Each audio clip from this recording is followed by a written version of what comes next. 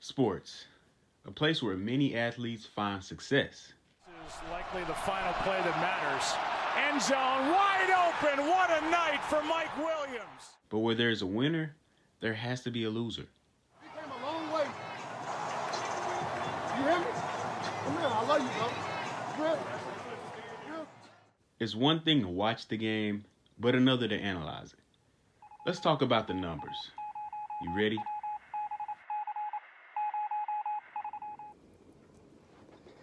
YouTube. What's going on, man? Back at giving another video. It's your boy, Numbers Fan Jay. And the NBA playoffs are finally upon us. We got, we're finishing up the play-in games. We're seeing who's gonna be in the playoffs. The last two seeds, the 7 seed and the 8 seed, and who's just gonna be out of luck. I think it's all gonna work out for the better. But we're here. It's round one of the 2021 NBA playoffs. Before I get into the analysis of this video, please leave a like, leave a comment, subscribe, hit that notification bell for your boy. I thank y'all so much for tuning in. And I'm excited. I'm excited for the playoffs. It's the first time I've really been like super excited in a while for the NBA playoffs. Like usually it's really kind of, who's gonna be good, who's gonna make it. You know what teams look like. But this year is it's a little bit more up for grabs than it was in the last few years. So let's get into it, man. So starting Saturday, the NBA playoffs round one starts. I'm gonna go ahead and give y'all a disclaimer here. The Jazz and the 76ers will likely move on. They're the number one seeds in their respective conferences. I'm gonna throw this stat in there for you. 67 out of 72 number one seeds advanced when playing the number 8 seed in the first round.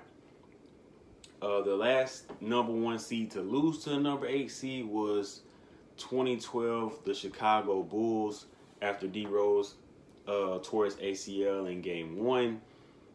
The 76ers, when they had Iguodala and Drew Holiday and Lou Williams, they went on to beat the Bulls that year. So that was the last time that the number one seed fell to the number 8 seed. It just doesn't happen like that unless something catastrophic happens, usually. So, anyway, starting off, going in order here by what we see on the NBA app, by the schedule so far. Number 6, Miami Heat, my boys, versus the number 3, Milwaukee Bucks. Now, there are a lot of storylines in these matchups, including this matchup right here. Tyler Hero going to his hometown of Milwaukee to play in the playoff series. He's never done that. First game is going to be in Milwaukee, so we're going to see how he, has the jitters or if he's really comfortable and excited to play. We're going to see how he responds when playing in his hometown in the postseason. My Miami Heat started 7-14. We finished the season 40-32, so we really went on a big run in terms of winning games. After that first 21 game stretch was pretty bad. I do want to throw in that we had a bunch of injuries. We had COVID strikes back to back. We just could not get our starters on the court together. Then we went and traded some of our role players for Victor Oladipo, who got hurt again near the end of the season, had to have season-ending surgery, so he can't play in the playoffs. But we still have looked like a good team. We still have looked like ourselves in the recent days. So, moving on in the stats, we're last in blocks.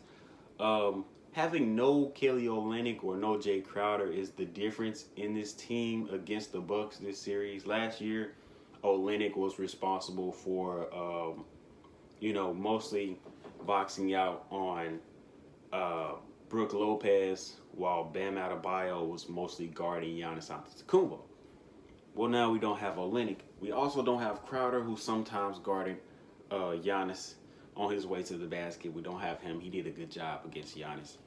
We were 25th in points per game, 29th in rebounding, but we were 5th in points allowed, 6th in field goal percentage allowed, and 6th in forced turnovers in the entire NBA. So our defense has really been the staple for us this year.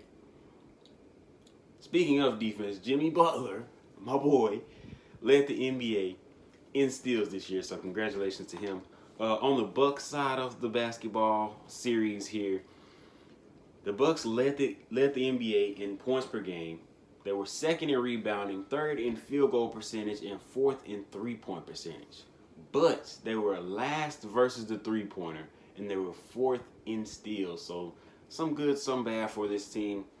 I'm gonna go with my boys, my Miami Heat, in 5 or 6 games because defense is really magnified in the playoffs, and I think our defense is in a great shape right now.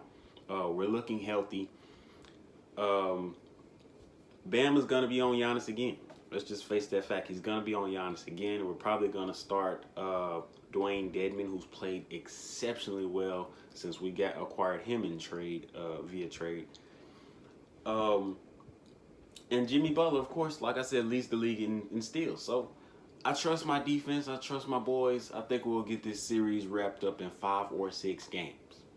Next series that starts off on Saturday is number 5 Dallas Mavericks versus number 4 Los Angeles Clippers. This series is kind of weird. We saw last year the Mavericks played them pretty tight until Porzingis got hurt. We saw Luka hit the first game winner of the year in the playoffs. That was very exciting. I think this series is going to be another good one. But I'm going to have to roll with the Clippers in 4. I think they're shooting way too well for the Mavericks. The Mavericks, I mean, nothing really sticks out about them too much. They have the fewest steals in the NBA. They're 26 in blocks. They're 26 in assists. They do have the 3rd fewest turnovers in the NBA, so that's good.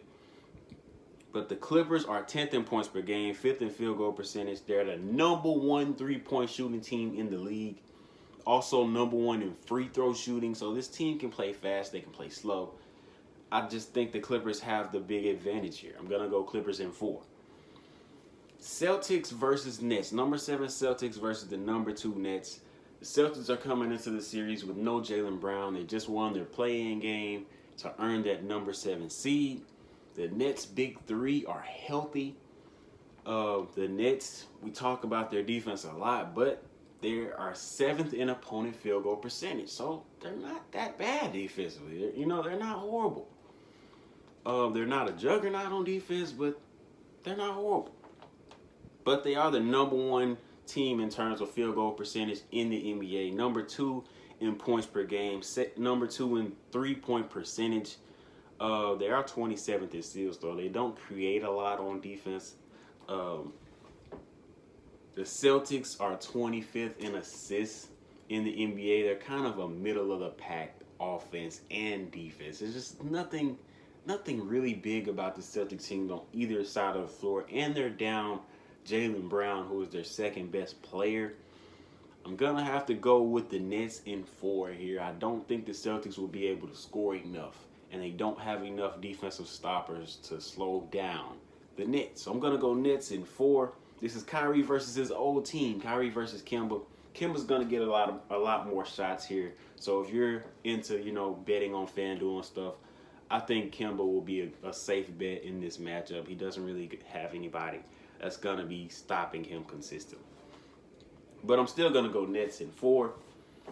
6 Trailblazers versus the number 3 Nuggets. Expect high scoring in this series. This is 2 of the top 10 shooting teams in the NBA. Jokic is healthy. He's the MVP. He's going to likely be the MVP. We're looking at MPJ, Michael Porter Jr. shooting 44%, from the 3-point line and 62% in 2-point percentage. Just unbelievable season that this guy's having. I'm going to go Nuggets in 5. I think the Trailblazers defense is just too bad to contain the Nuggets offense. They just have too many options. Millsap is back in the lineup as well, in addition to Jokic and MPJ. I don't see a way that the Trailblazers can win this game. Damian Lillard is going to fall short yet again in the postseason. And that begs the question, how do we how does he get over the hump? What is the thing that he's missing? Because he's a good player. He's a pretty good player. The Trailblazers defense is 25th in steals, 23rd in points allowed, and 25th in opponent field goal percentage. So their defense statistically just isn't that good. They have the fewest turnovers in the league, but they are last in assists. So this offense, I don't know, man. They're 23rd in field goal percentage offensively too. So it's like, goodness, what do we have to look at for the Trailblazers here? I'm gonna go Nuggets in 5. Number 5 Hawks versus the number 4 Knicks. This is a gambler beware. Listen to me. Listen to me. This series, if you love taking big risks as a gambler or as somebody that bets on FanDuel or any of those betting sites, be careful. Be careful. If you love big risks, this is the series for you. If you don't like big risks, please stay away from this series. I'm telling you right now. It's gonna be wild. I think this series is gonna go 7. The Knicks' best defense, or maybe the second best defense, them and the Lakers are really tit for tat up there. But they are number 1 in points allowed, number 1 in field goal percentage allowed, number 1 versus the three-pointer. So huge across the board defensively for them. But the Knicks are 26 in points per game. They're number 3 in three-point percentage, but they're 27th in three-pointers attempted. So they do shoot well from 3, but they don't take a lot of threes. They're 29th in assists. So this team really goes as Julius Randle goes. On the opposite side, the Atlanta Hawks, number 3 versus the three-pointer, 29th in forced turnovers, so they don't force a lot of turnovers. They don't play very physical basketball. They're not that big of a basketball team. I mean, they aren't. Clint Capella led the league in rebounding. But other than that, it's like, goodness, it's like all finesse for this team. Ice Trae Young, and those guys. This team, I will say this. The Hawks are 5th in free throw percentage and 4th in free throws attempted. They're also 5th in rebounds. Like I said, Clint Capella led the league in rebounding. This is my bold prediction. The Knicks will foul themselves out of their series win in this series with 4 close losses, because the Knicks are tied for the 4th most fouls in the NBA. Like I said, the Hawks are 5th in free throw percentage and 4th in free throws attempted. The only way that the Knicks will win this series is that they shoot more three-pointers. I know that goes against the style of play that they've been using most of the season, but I mean, they're 3rd in three-point percentage. What possibly could go wrong? Like, goodness, shoot the ball. But I'm going to go Hawks in 7. Mark me down. Hawks in 7. Number 7 Lakers versus the number 2 Suns. This series is going to be, man, I think this may be the best series. Other than the Hawks and Knicks, this may be the best series in the first round. On the Suns side, they're 7th in points per game, number 2 in field goal percentage. So they're very efficient offensively. They're number 2 in free throw percentage, number 3 in assists. Chris Paul has this offense looking beautiful. We all know how much Devin Booker can score. DeAndre Ayton is starting to come into his own. The Suns team looks great. The Suns are 23rd in rebounding, though, so keep that in mind. Keep that in mind. They're also number 5 versus the 3. So everywhere looks pretty nice except for the 23rd in rebounding numbers. Notice I didn't give you any defensive numbers because they don't really have any great defensive numbers like that. But anyway, besides being number 5 versus the 3. Going on to the Lakers side of the series, LeBron and AD are both healthy. We've seen this Lakers team battle injuries. Both LeBron and AD have battled injuries this year. The Lakers are 28th in turnovers, so that's a big thing. But they are 5th in blocks, 8th in opponent field goal percentage, number 1. This is the number 1 rated defense in the NBA, Number 4 versus the three-pointer. Number 4 in number 4 in opponent rebounds allowed. And they're also number 2 in points allowed. So this defense is very, very tough to score on. And you likely won't get a second chance. When you put the ball up, you likely will only have that one chance with Andre Drummond and Anthony Davis down near the rebound. I'm going to have to go another 7-game series. I'm going to go Lakers in 7. LeBron versus CP3. This is the banana boat series, if you will. It's going to be Anthony Davis versus DeAndre Ayton. DeAndre Ayton is going to see his first, playoff time as well as Devin Booker. We wanted the Suns in the playoffs last year. They went undefeated in the bubble and missed the playoffs, but that was their own fault. They should have won more games before the season paused. But anyway, this series is going to show the importance of rebounding. And yes, I am saying Andre Drummond will have major minutes in this series. Andre Drummond coming into the series, he's only played about 22 games, I believe. But he has averaged 11 points per game, 10 rebounds, 3 of those rebounds being offensively. This frees Anthony Davis up to shoot more jump shots, to work on the perimeter a little bit more, knowing that Andre Drummond is going to dominate the glass no matter who's down there. He's a better rebounder than any big that the Suns have.